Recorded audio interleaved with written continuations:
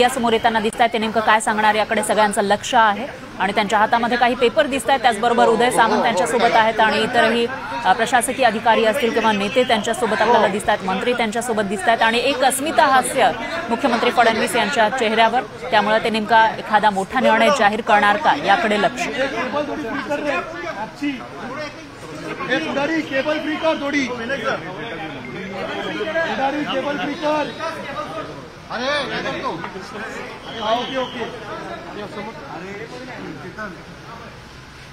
आज राज्यामध्ये गुंतवणुकीच्या संदर्भात 17 करार आपण केलेले आहेत। या 17 करारांच्या माध्यमातून जवळपास 34,000 कोटी रुपयाची गुंतवणूक ही महाराष्ट्रामध्ये येते आहे आणि जवळपास 33,000 नवीन एम्प्लॉयमेंट ही महाराष्ट्रामध्ये जनरेट होते। हे जे करार झालेले आहेत यातले 5 करार हे उत्तर महाराष्ट्रामध्ये आहेत, जवळपास 9,866 कोटी रुपयाचे, ज्याच्यामध्ये नाशिकमध्ये, अहिल्यानगरमध्ये आणि नंदुरबारमध्ये गुंतवणूक होते। 5 करार हे पुणे विभागामध्ये त्या ठिकाणी होत आहेत, जवळपास 11,966 कोटी रुपयाची इन्व्हेस्टमेंट आहे। 6 करार हे विदर्भामध्ये होत आहेत, जे 11,642 कोटी रुपयाचे आहेत आणि गडचिरोली, चंद्रपूर आणि नागपूर या भागामध्ये ही इन्व्हेस्टमेंट होणार आहे आणि 3,000 कोटी रुपयाची इन्व्हेस्टमेंट ही रायगडमध्ये आहे, ज्यामध्ये मोठ्या प्रमाणात त्या ठिकाणी एम्प्लॉयमेंट देखील जनरेट होणार आहे।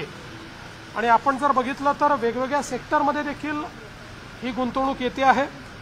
याच्यामध्ये ईव्ही बस आणि ट्रक आहे, याच्यामध्ये इलेक्ट्रॉनिक्स आहे, याच्यामध्ये स्टील आहे, याच्यामध्ये सोलर मॉड्यूल आहे, याच्यामध्ये डिफेन्स आहे आणि इतरही काही वेगवेगळ्या पद्धतीनं ही इन्व्हेस्टमेंट येते।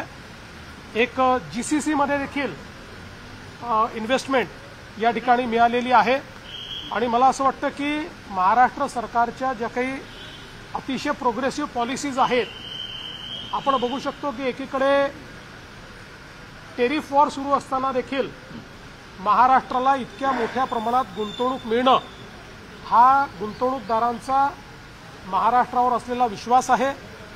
आपल्या उद्योग विभागाच्या माध्यमातून ज्या प्रकारे आपण मैत्रीसारखं एक पोर्टल तयार करून उद्योजकांना end to end digital experience दिलेला आहे, त्यांच्या गुंतवणुकीत सगळ्या मान्यता आपण त्यांना देतो आणि लवकरच आम्ही 100% जे लँड अलॉटमेंट आहे त्याचे डिजिटल पोर्टल सुरू करतो। त्यामुळे अशी अतिशय ट्रान्सपरंटली या ठिकाणी एक एक्सपिरियन्स हा गुंतवणूकदारांना येत असल्यामुळे मोठ्या प्रमाणात गुंतवणूक या ठिकाणी वाढते आहे आणि पुढच्याही काळात अशाच प्रकारे गुंतवणूक आपल्याला पाहायला मिळेल। सर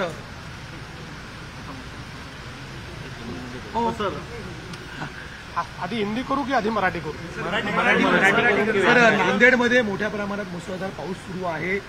जवळपास 500हून अधिक नागरिक अद्यापही अडकलेले आहेत आणि लष्कराची तुकडी सुद्धा रवाना झालेली आहे। सरकारची तयारी कशी आहे? नांदेडमध्ये खूप मोठ्या प्रमाणात पाऊस पडलेला आहे। मी सातत्याने तिथे संपर्कात, वरच्या भागातले धरणं आहेत त्यामधलं पाणी अधिक वेगानं सुटल्यामुळे खूप मोठ्या प्रमाणात त्या भागामध्ये पाणी शिरलेलं आहे। आपला संपर्क त्या ठिकाणी आहे। आता धरणाचं पाणीही आपण रेग्युलेट करायला लावलं आहे, बाजूच्या राज्यांची आपण चर्चा केलेली आहे, त्यामुळे ते रेग्युलेट केलं आहे। लोकांना बाहेर काढण्याचं काम केलेलं आहे। एनडीआरएफ त्या ठिकाणी होतीच, पण जो काही पाण्याचा वेग होता तो पाहता आपण लष्कराला देखील त्या ठिकाणी पाचारण केलेलं आहे आणि आता जी काही सगळी परिस्थिती आहे ती पूर्णपणे जे काही प्रशासन आहे, प्रशासन योग्य प्रकारे हाताळत आहे। जीवितहानी होऊ नये, मोठ्या प्रमाणात हानी होऊ नये या दृष्टीनं जे करण्याची आवश्यकता आहे ते सर्व प्रशासनाच्या माध्यमातून नांदेडमध्ये केलं जातं आहे।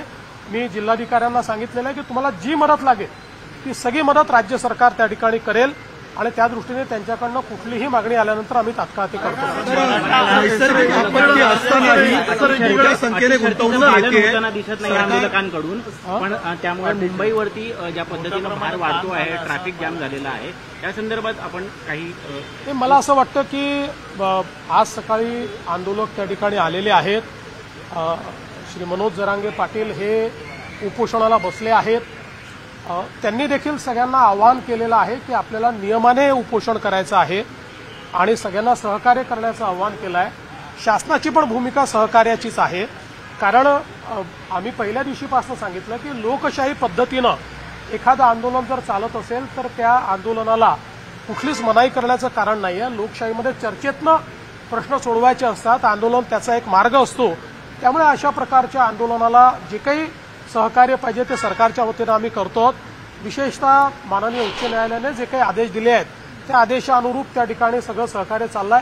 हे खरं आहे की काही तुरळक प्रमाणात आंदोलकांनी काही ठिकाणी रास्ता रोको केला, थोडं ट्रॅफिक डिस्ट्रप्शन केलं, पण पोलिसांनी त्यांच्याशी चर्चा केल्यानंतर त्याही ठिकाणी आंदोलकांनी सहकार्य केलेलं आहे आणि त्या जागा मोकळ्या केलेल्या आहेत. पण अर्थात इतक्या मोठ्या प्रमाणात लोक आल्यानंतर काही ना काही ट्रॅफिकचं डिस्ट्रप्शन हे होत असतं. ते डिस्ट्रप्शन झालेलं आपल्याला पाहायला मिळतंय. अर्थात या सगळ्या गोष्टींमध्ये एकाच गोष्टीची खबरदारी निश्चितपणे घ्यावी लागेल की काही लोकच जरा वेगळ्या पद्धतीनं वागतात आणि त्यांनी मग संपूर्ण आंदोलनाला गालबोट लागतं. तर अशा प्रकारे कोणी वागू नये याच्याकडे लक्ष द्यावं लागेल. आणि मला असं वाटतं की श्री मनोज जरांगे पाटील यांनीही तशाच प्रकारचं आव्हान केलेलं आहे की कोणीही अलोकतांत्रिक पद्धतीनं किंवा आडमुठेपणानं या ठिकाणी वागू नये. शेवटी मी देखील सगळ्या आंदोलकांना हेच आवाहन करणार आहे, कारण आज त्या ठिकाणी जे काही चाललेलं आहे ते माननीय उच्च न्यायालयाने दिलेल्या निर्देशानुसार प्रशासनाला काम करावं लागणार आहे.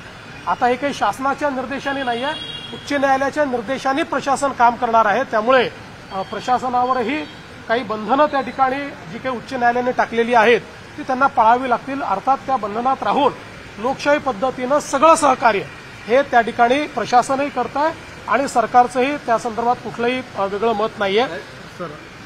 एक दिवसाची अट असताना सुद्धा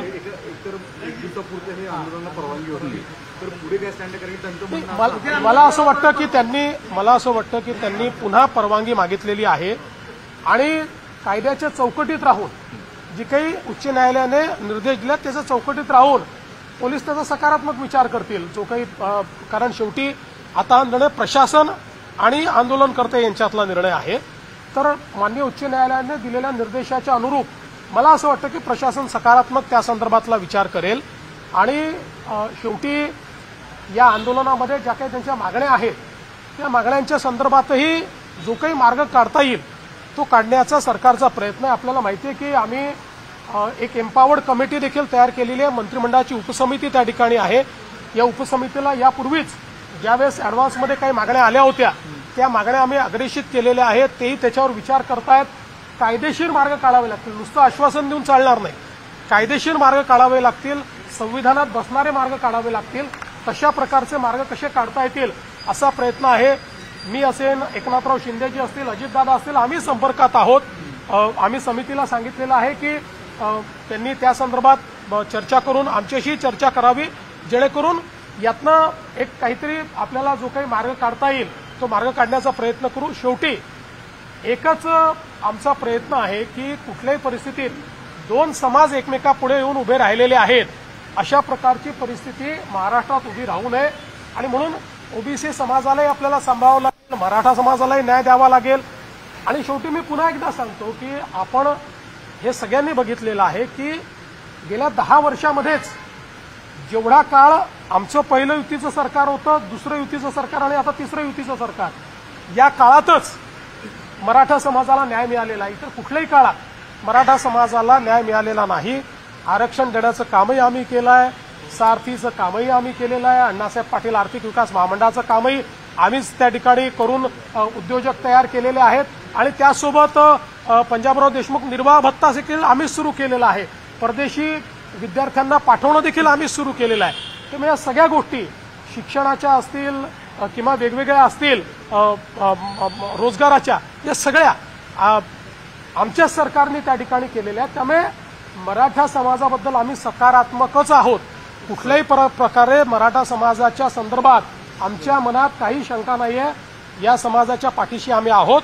पण त्याचवेळी काही लोक जाणीवपूर्वक हा प्रयत्न करतायत की हे कसं एस्केलेट झालं पाहिजे, कसे दोन समाज एकमेकासमोर आले पाहिजेत, कसं ओबीसी आणि मराठा असं भांडण लागलं पाहिजे.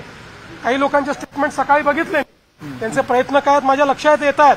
पण त्यांना मी सांगतो, अशा प्रकारे आंदोलनावर पोळी भाजण्याचा प्रयत्न करू नका, तुमचं तोंड भाजेल.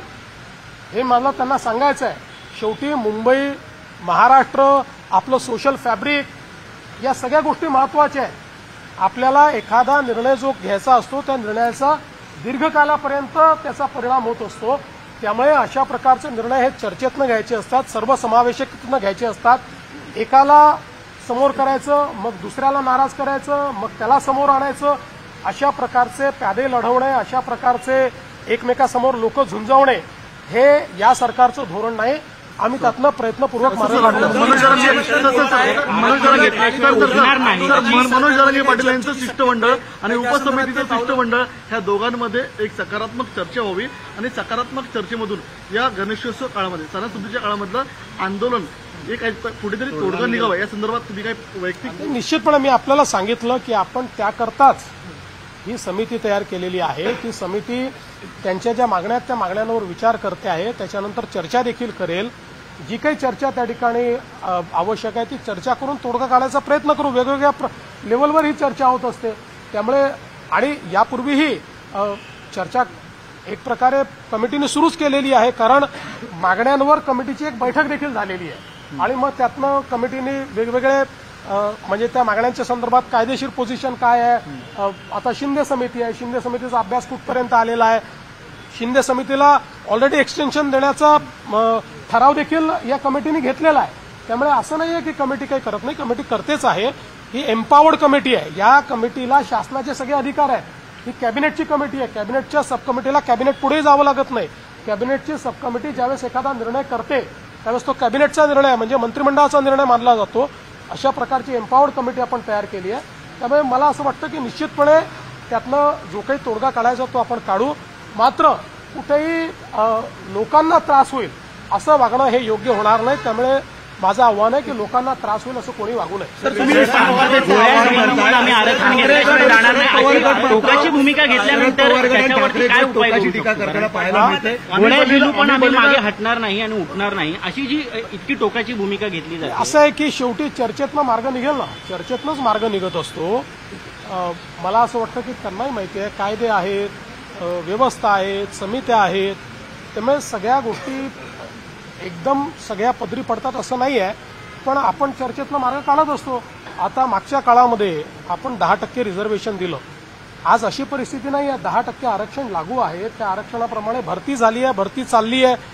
त्याच्यामध्ये ते आरक्षण कुठेही कोर्टाने नाकारलेलं नाही. कोर्टात आरक्षण आतापर्यंत नीट टिकलेलं आहे.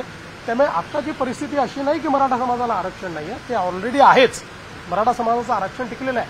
पण एक गोष्ट मात्र निश्चित आहे की वेगवेगळे पक्ष जे या संदर्भात सोयीची भूमिका घेतात त्या पक्षांना माझं आव्हान आहे की सोयीची भूमिका घेऊ नका. भूमिका घ्यायची तर ठाम भूमिका घ्या. ठाम भूमिका घेताना दिसत नाही. आम्ही तर बोललोच होतो, याचंही करा आणि त्याचंही करा, अशा प्रकारची भूमिका नको. जे कायदेशीर आहे ती कायदेशीर भूमिका घ्या ना. तुमची भूमिका सांगा, काय कायदेशीर भूमिका आहे.